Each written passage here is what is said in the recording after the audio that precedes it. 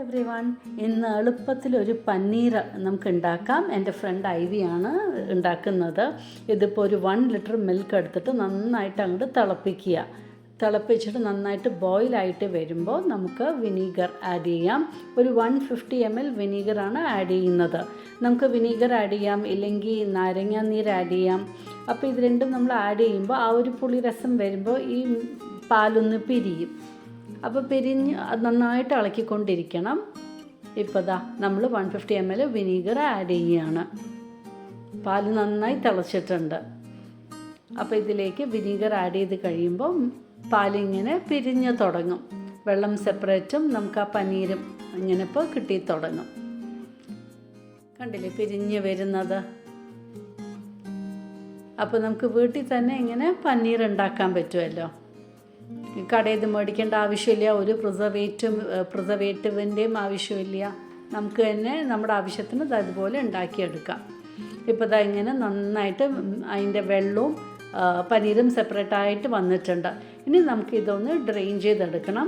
ഈ വെള്ളമൊക്കെ മാറ്റി നമുക്ക് പനീർ മാത്രം എടുക്കണം.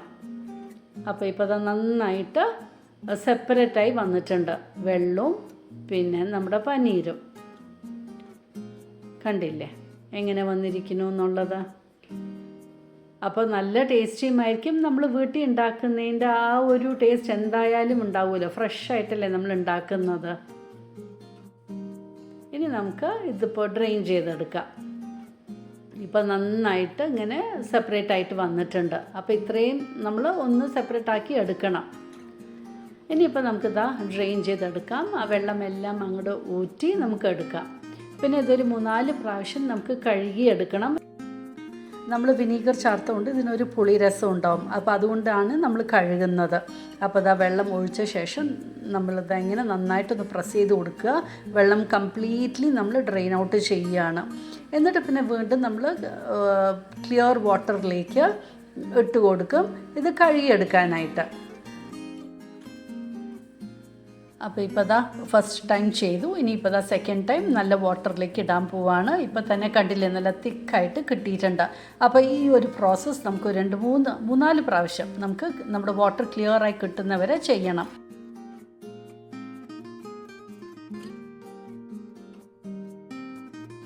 അപ്പോൾ ഒരു മസ്ലിൻ ക്ലോത്തിൽ നമുക്ക് നമ്മുടെ പനീരിട്ട ശേഷം അതിൻ്റെ മുകളിൽ വെയിറ്റ് വെച്ച് കഴിഞ്ഞാൽ വെള്ളമൊക്കെ പോവുകയും ചെയ്യും. നല്ല കട്ടിക്ക് കിട്ടും, നല്ല സ്ക്വയർ ഷേപ്പിൽ കട്ട് ചെയ്തെടുക്കാം. അപ്പോൾ പനീർ മസാല ഉണ്ടാക്കാം.